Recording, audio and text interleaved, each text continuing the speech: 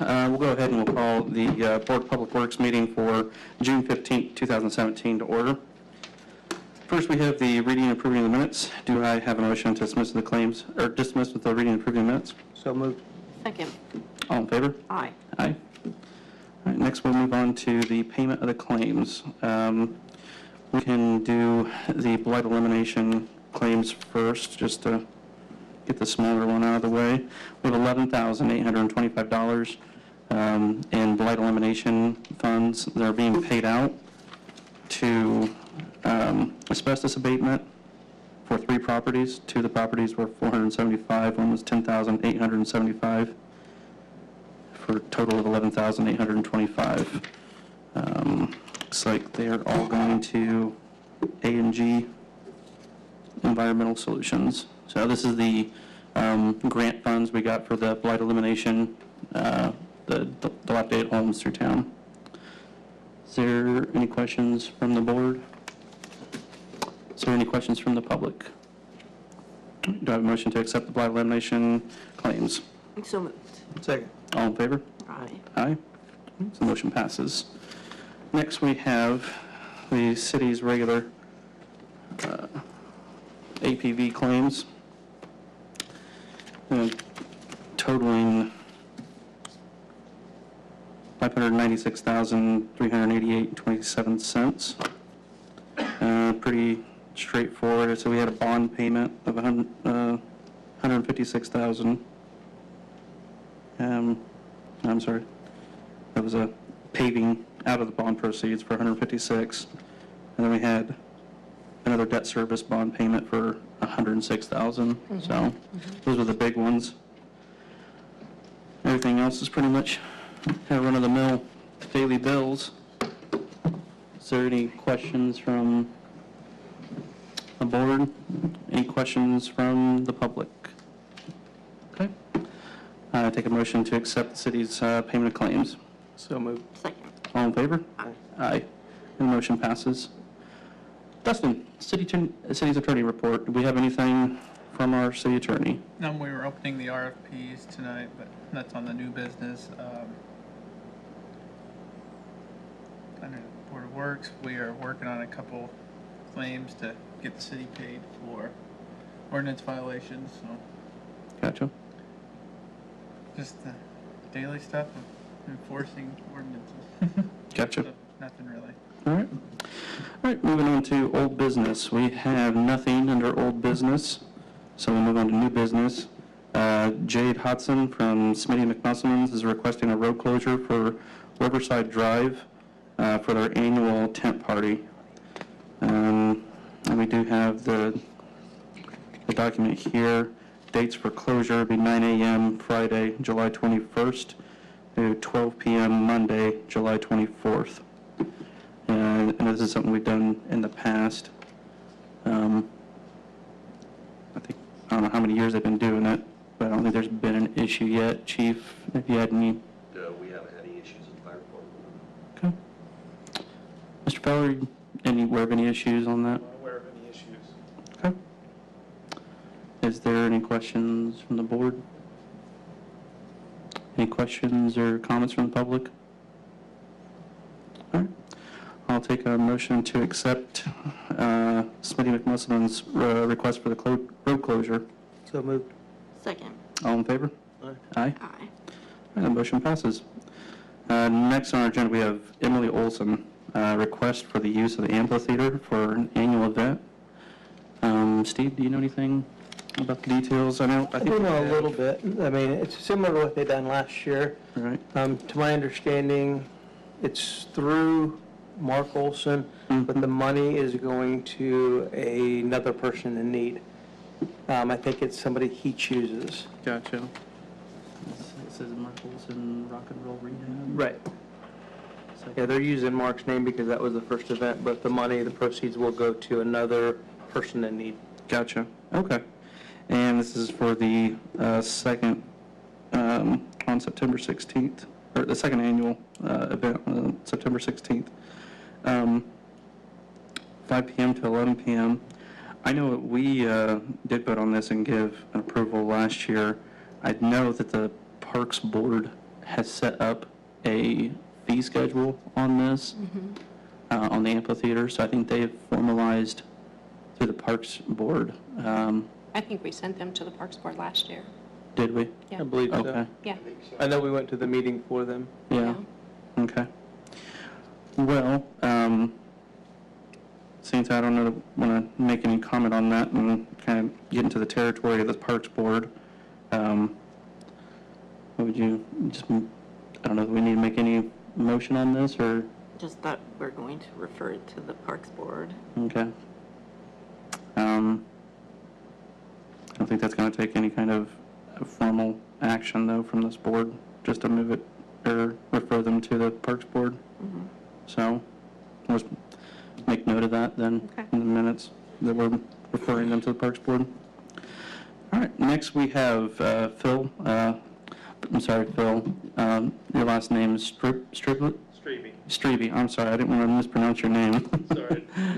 I know we've talked many times before, but you have a request, or maybe just an inquiry, I'm not sure. Proposal. A proposal about creating an ordinance to deal with train horns. You want to talk to us a little bit about what you're thinking? There are provisions within the Federal Railroad Administration to create quiet zones in any local municipality. Mishawaka has done so. They've had this ordinance in effect for many years, a couple of decades at least. Essentially, they've closed off all railroad crossings to having to have railroad trains blow their horns. It's an easy thing to do, relatively speaking. It's a governmental thing to do, so there's a few hoops to jump through. Any crossing has to have gates and flashers. You fill out the applications, submit all the paperwork, goes through the paperwork mill. I can't tell you the length of time it takes to do this, but effectively, you don't have to have horns blaring all day and all night at any of our railroad crossings once that is in place. It's not so much as an ordinance as it is a quiet zone.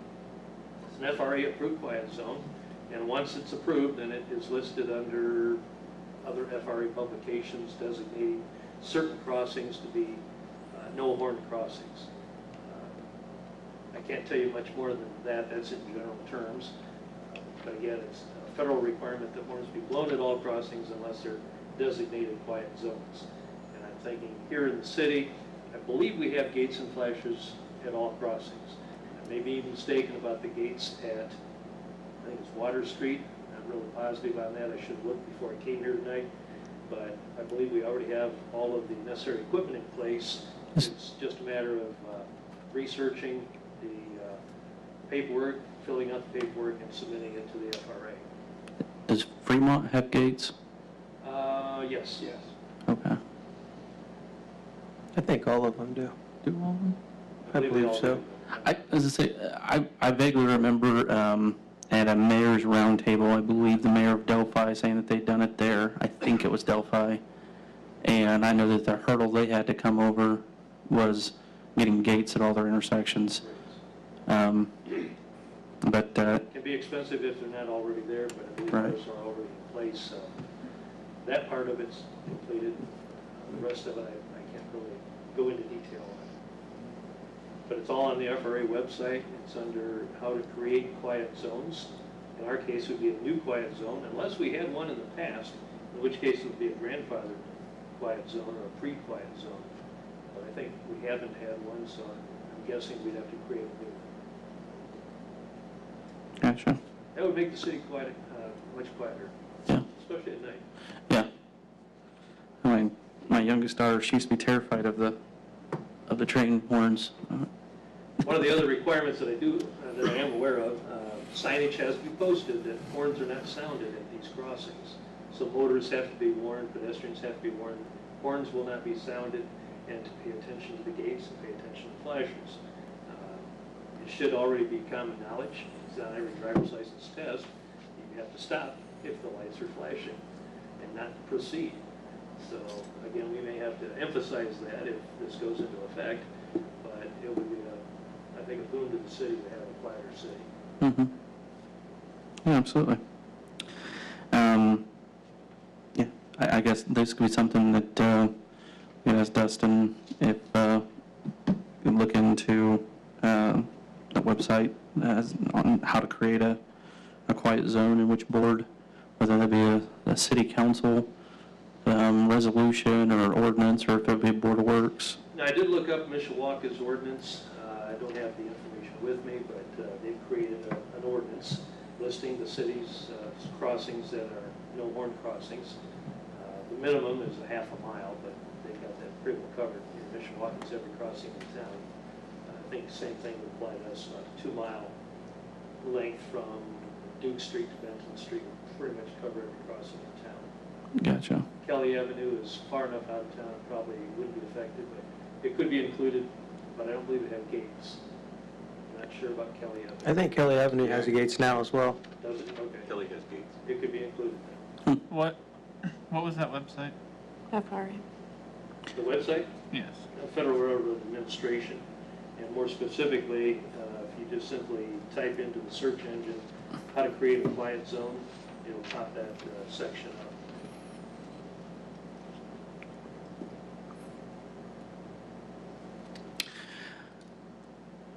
I guess, and the benefit you're thinking is just less Less noise. in town, and that would be the offset. Obviously, is potential Safety. safety. You're not, people aren't as aware of when the trains are coming through.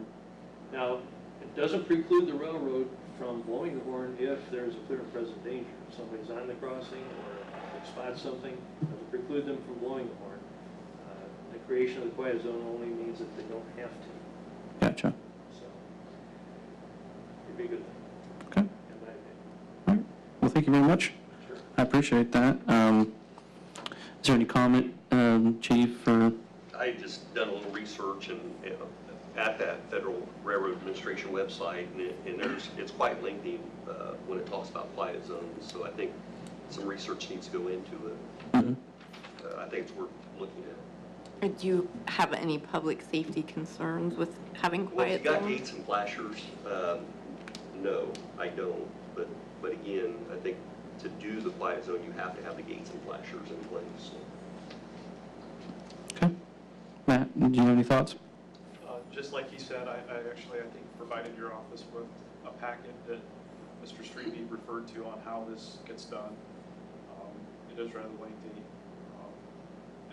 It would appear to, if we're going to include the Benton Street crossing, it will require the cooperation of the state, since that is a state road. And it will Gotcha. require their consent in order to get that done. I also provided you with a copy from the FRA's website. They did a study talking about the safety concerns when you have a quiet zone. So I really think the challenge that the city's going to have is weighing noise versus potential safety. So it's all spelled out in there what the federal government determined through their study and the potential increases that we would have for auto accidents as a result of it, even with the crossing arms. But as he did say, all of our crossings in the city of Peru do have crossing arms and points. Okay. Well, I think what I'd like to do here tonight then is, if the board would like, we could make a motion to ask the city attorney to explore the avenues for coming up with the ordinance or the resolution, whatever's appropriate, and bring it to the appropriate board if that's something that the board feels like is something that we'd like to do. Does that sound like a... I think it's definitely worth looking into. I'd like to see the numbers and see what the risk and reward is. Okay. All right. So we'd like to maybe get some more numbers and look at that, and then if you'd like to look into how we go about doing that, Dustin. Do you want to just table that then? Yeah. Come back with more research, more numbers? Okay. That sounds great. Is there any other comments from the public? Is there any other questions from the board? I guess I'd be looking for a motion to table Mr. Streetley's request for a quiet zone ordinance? So moved. Second. All in favor? Aye. Aye. Thank you, Phil. Appreciate you coming in. Next, we have Julie Dyson with a road closure request for the Junior Academics Car Show. Julie, you want to talk to us about that? Sure. We were just requesting part of Ewing Street to be closed on August the 12th during Second Saturday downtown. We were going to use Hometown Federal Credit Union's parking lot along with Edward Jones' parking lot, so not to prevent anyone to go into the movie rental business. Hoping to have several cars. It's hard to predict how many will register.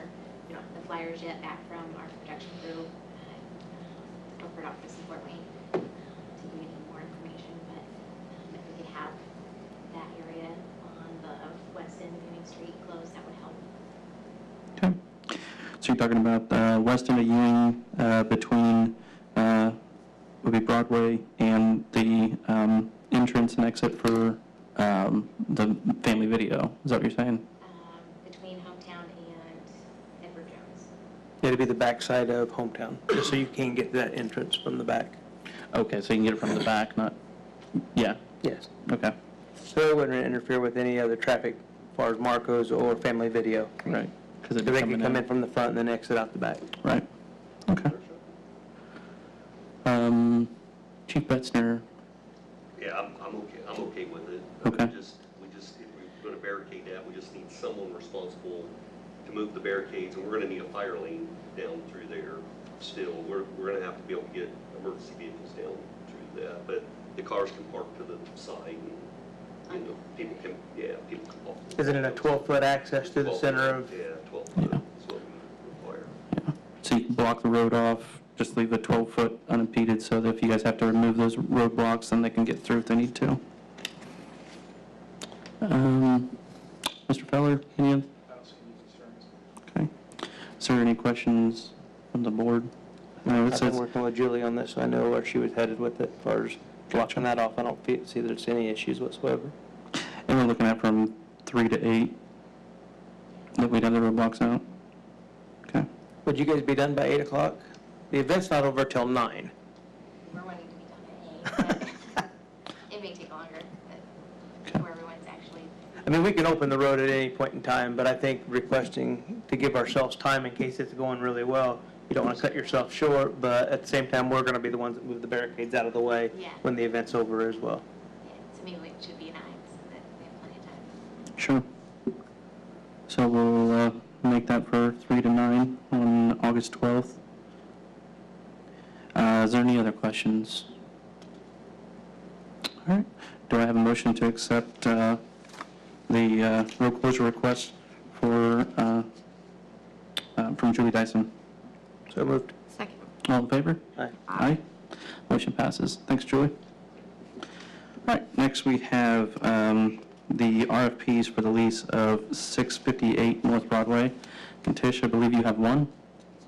Okay. I've got just This, for folks in the audience, is the vacant lot on the north end of Broadway across from Washington, where the old machinist union shop used to be, right? Carpenter Junior. Was it Carpenter's? I thought it was At one machinist. point in time it was. Oh, North end of Broadway at Washington? yeah, on the, was that? Between the west? AutoZone and Mr. Wheaton. So, we put out a RFP for lease for use of the property. So, we got one come in. Tish? Yes.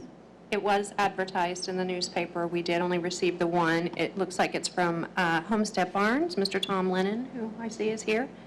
He's offering to pay $150 per month for the property commonly known as 658 North Broadway.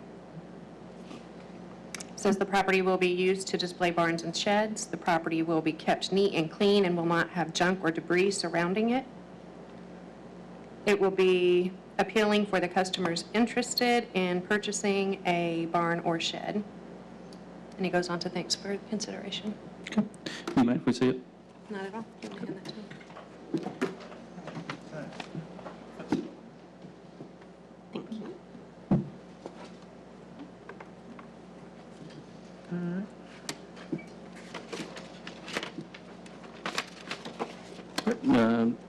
questions from the board? Is there like any type of contract as far as length of time? I don't know. Any clause in there if we decide to do something with it? We for do. the city? Yeah, we do have those agreements as far as a contract that would be signed as part of the lease. And do we have a finalized lease that we have? I don't Yeah. recall. So we had the one drafted. Yeah, I did not know that off the top of my head, dude. right. Can't remember it. I know we had some rules and restrictions as far as, man, I don't remember the details I've seen of the it. rough draft of it. I Yeah. know that I didn't know what the final one was. Yeah, and we had a rough draft, and it did come through the office, and we did make some adjustments that went back. But it would be something that Homestead Farms would have to sign, and it does have the parameters of the use of the property, and I believe that, I don't remember what the time frame is as far as if there were a use that the city had for that property come up, there'd be some amount of time that we'd have to give them notice that we were intending to end the lease. And I don't think this lease is longer than a year. Yeah, it was advertised as a year. Yeah. Right. Yeah. Yeah, 1 year period to the most appropriate response. Okay. So.